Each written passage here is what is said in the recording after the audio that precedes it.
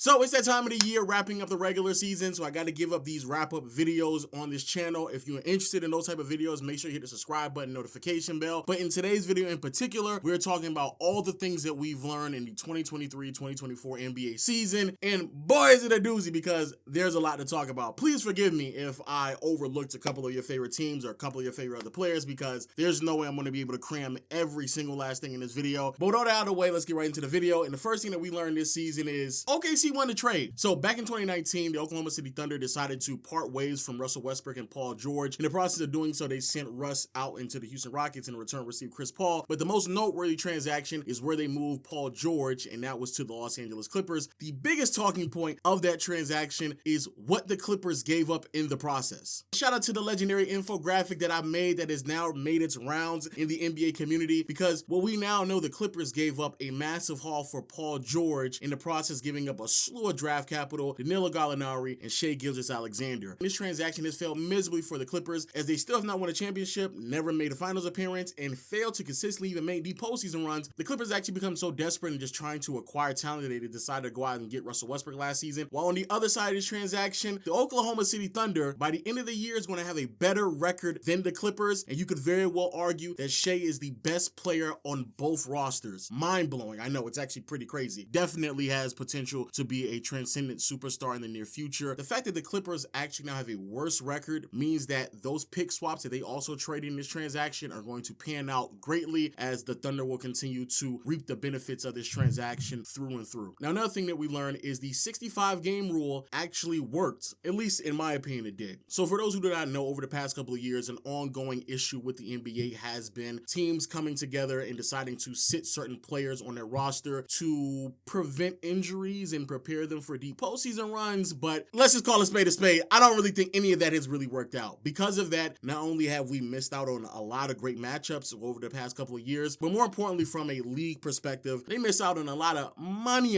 while in this process as well. Because if you don't have key matchups playing on some of these TV networks, then you're missing out on a lot of revenue. And so because of all of that, the NBA decided to initiate a new rule, essentially saying that you have to play 65 games to qualify to win the awards. Now, the reason why many people were up in arms is because financially speaking, this had major implications for a lot of players who could potentially lose out on the opportunity to be a supermax player if they don't make the All-NBA team, simply because they are not available to play 65 games. And to be fair, that certainly brought up some real legitimate concerns. Tyrese Halliburton was really adamant with this idea of him not being able to make All-NBA this season and was basically forced to play basketball. In the process of doing so, in the second half of the season, his numbers declined immensely. Also, Donovan Mitchell, who's on the end of his contract as well, only played around 50-some games this season, so he is not going to qualify to make All-NBA. And possibly the biggest name behind all this is Joel Embiid, as many people believe that the only reason why he was playing games and the amount of minutes he was playing is because he was forced to play games due to this new rule set in place. Now, I believe that a lot of that stuff is pretty far-fetched. Donovan Mitchell, I think, is a much more interesting case because I think he's a clear top 15 player in this association, and him not playing a certain amount of games, ruling him out of the All-NBA team, I do believe that definitely hurts him. And then when it comes to Joel Embiid, we had this rule set in place, and he still basically missed half of this season. I'm sorry, he might have, and I do mean might have, made an All-NBA team, but the MVP conversation was completely erased and eradicated if he was going to miss this many games. The positive out of this is that we saw the most games played from Kawhi and Zion in years. We got to saw key matchups that we wanted to see for a very long time. LeBron and KD played their first regular season game since 2019, which is crazy. But more importantly, I think it's actually a great idea to put a standard and setting in place for what it means to be MVP, DPOY, All-NBA, because NBA players, y'all complain about this all the time. What does it mean? What do you have to do? Y'all complain about it, and to be fair, I think that's a fair complaint, and they finally gave it to you,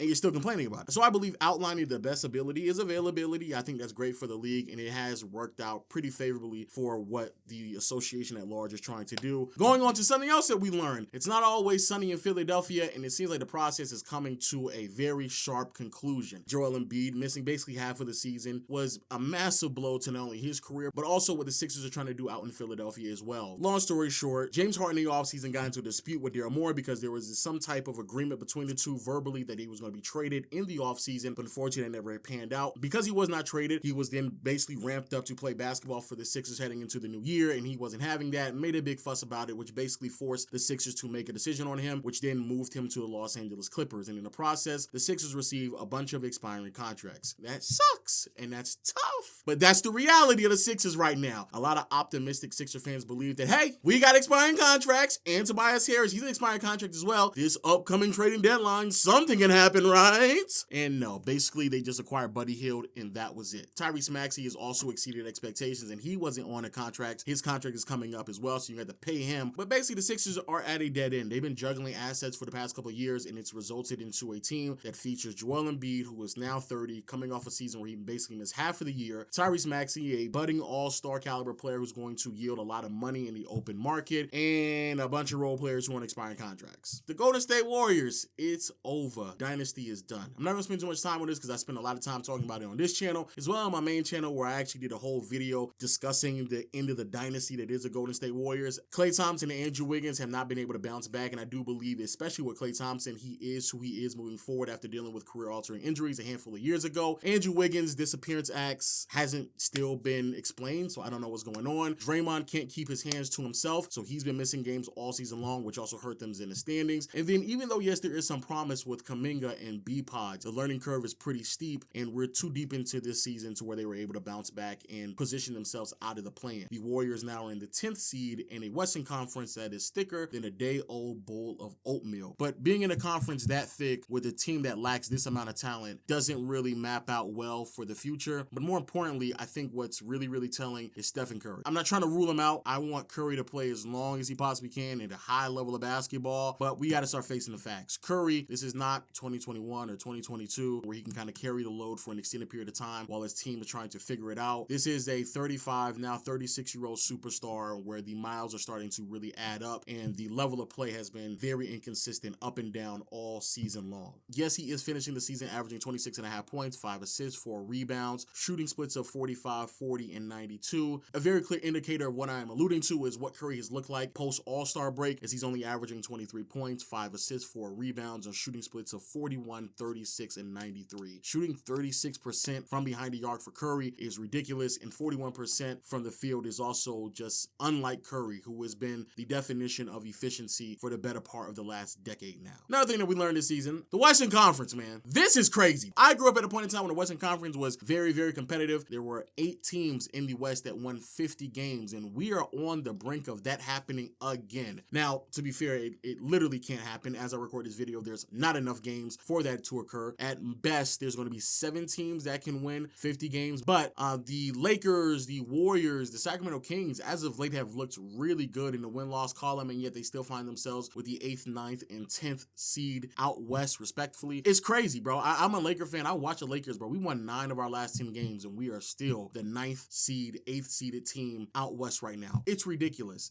Speaking of competition, the Milwaukee Bucks. What is going on, bro? Oh my goodness, there's so many things to gather from the Bucks this season. It's crazy. So let's just start from the top. In the offseason, the Bucks decided to move on from both Coach Budenholzer and Drew Holiday in hopes that they can add a little bit more complexity in their offense. In doing so, they brought in Damian Lillard, who many people, including myself, thought was like a no-brainer if you want to add some complexity offensively. But then they decided to opt in for a rookie head coach in Adrian Griffin, which I had my reservations for. But again, I thought the talent was pretty undeniable. Cut and dry, man. You got a rim-running lob threat in Giannis, who is one of the best who ever did it. And you got Damian Lillard, who is one of the best ball handlers, shot creator the league has ever seen. I thought it was pretty seamless, but apparently I was wrong. They decided to move off of Adrian Griffin from the head coaching perspective, in large part because there were a lot of inconsistencies with some of his coaching schemes on the defensive side of the floor. And then the Bucks decided to replace him with Doc Rivers. You've been given so many opportunities with so many great players. I don't know how you keep getting a job. It's crazy. Like, people must really, really fuck with Doc Rivers. Like, it's absolutely insane right now. I don't really know why Doc was the coach that people thought was going to change anything for this team. I made a video about them on my main channel. I'm happy I made a video. I stand very firmly on my take about this Milwaukee Bucks team, because if you watch them, it doesn't matter if it's Coach Budenholzer, Adrian Griffin, and now Doc Rivers. Giannis still plays basketball the same way he's been playing before. Damian Lillard still plays basketball the same way he plays before. They don't really work out too well with one another, but I didn't think it would be this bad this early on, especially with Damian Lillard. Bro, the shooting splits across the board are some of the worst that we've seen seen from him throughout his entire career. Another big thing that we learned this season is that Minnesota, that Rudy Gobert trade might have low-key been genius, but I ain't gonna hold you. So a couple of years ago, they wanted to acquire Rudy Gobert. In the process, they gave up a lot of draft capital, but more importantly, the type of financial commitment that you have to make to acquire Rudy Gobert was going to be very steep, especially when these next couple years he's making up to $40+ million. And then Karl Anthony Towns, his new contract was going to kick in as well, where he's also making 49, 53, 57, 61. That is a crazy contract. Things are really working out. This is one of the most successful seasons in franchise history as the Minnesota Timberwolves, as I record this video, find themselves at the #1 seed in the Western Conference.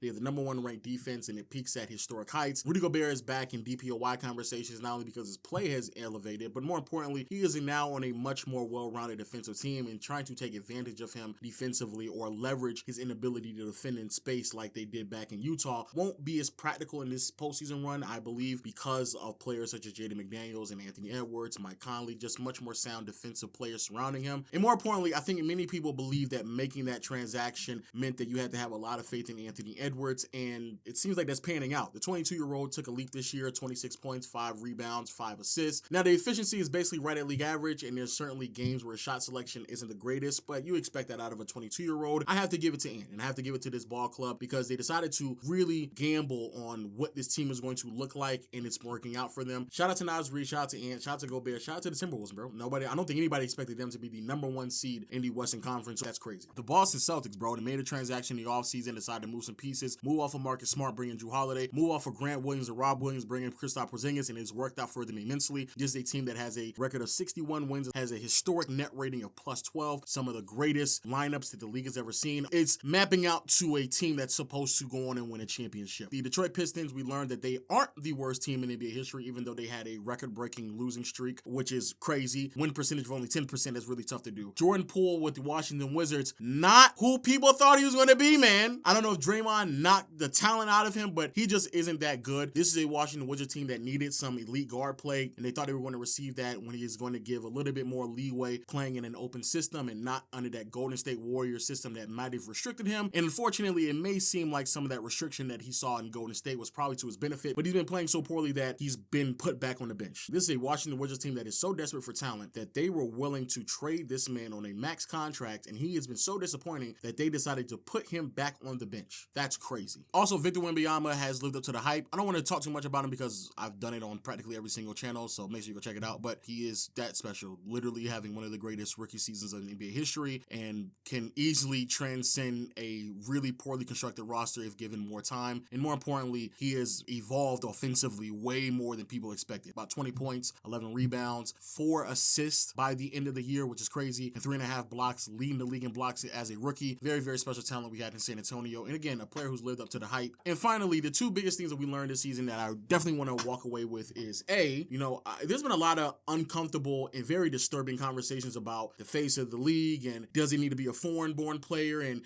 can an American finally step up, to the point where I've just seen some of the most egregiously bad takes, especially this season and kind of bleeding over into last year as well. The best players in the league, they're foreign-born players. Luka, Jokic, Giannis, Embiid. Just talked about Wemby. Shea, technically speaking, he's not born in the States. He was born in Canada. And you know what? That's okay, bro. Just accept the fact that these players are great. We've dominated this sport for like literally centuries. It's fine at this point, bro. And then the second thing that we learned is not to take greatness for granted, man. I am really starting to really appreciate more and more what LeBron, Kevin Durant, Steph Curry, even Russell Westbrook, James Harden have provided to us for over 13 years. I grew up watching basketball, and basically by the time you turned 31, 32, you were done. You were looking at retirement. But here we are looking at especially LeBron, KD, and Curry well into their 30s, still playing high-level basketball, and it's very impressive. And I think that we become accustomed to high-level basketball played at this advanced age because LeBron has made us numb to it, and because of it, I think people have overlooked what Curry and KD have done in particular. And I just really want to take the time out and acknowledge how impressive all of that is. Also, Ja Morant, put the guns down. Zion, I ain't forgot about you. You a nasty nigga, Zion. Jalen Green, be careful out here, brother, because I hear you got a bunch of babies on the way, brother. That's tough for you, boy. It's tough. And Scoot Henderson, bro, hold your head, brother. A lot of people have been expecting a lot of you this season, but be very mindful. A lot of guards didn't live up to the hype in their first season. With that being said, let me know y'all thoughts about the video in the comment section below. I think we've learned a lot of things this NBA season, a lot of great things that we are taking away from this year, going into this postseason and going into the next regular season. So anything I missed out, please let me know in the comment section below. And until next time, I'll see you all later. Peace.